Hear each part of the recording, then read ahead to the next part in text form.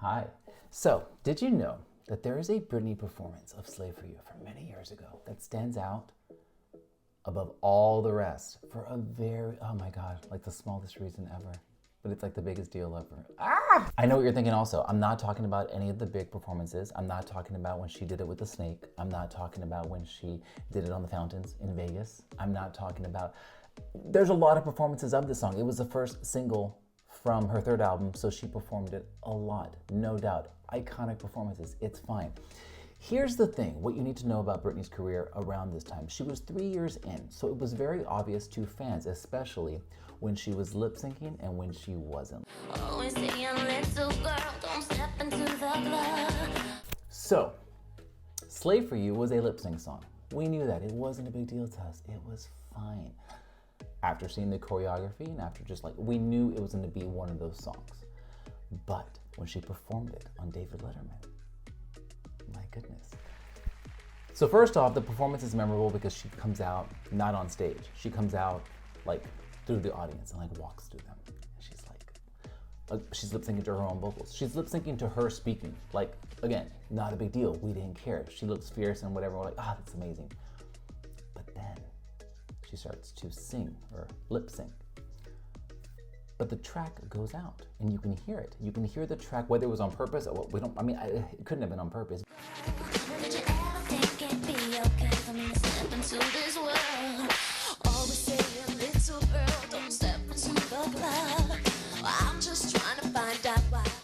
But that is literally why that performance is so memorable and like it goes down in history, because that could be the only time we ever got any live vocals of a Slave for You performance. Sometimes she had the mic on to throw a little, like, you know, a little woo, hey. There's also a low-key cringe moment of that performance. She ends the performance by doing almost like, not a lap dance, but she goes and dances toward David, like toward his desk.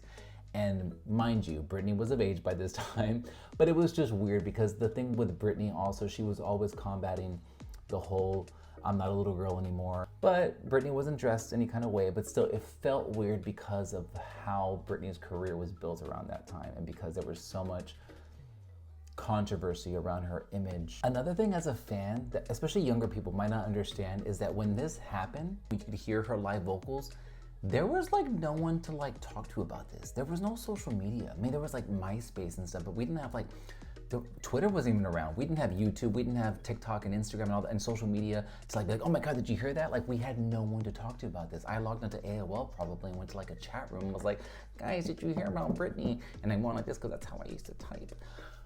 But yeah, it was like, it was a big deal. Oh my gosh, I'm going back in time.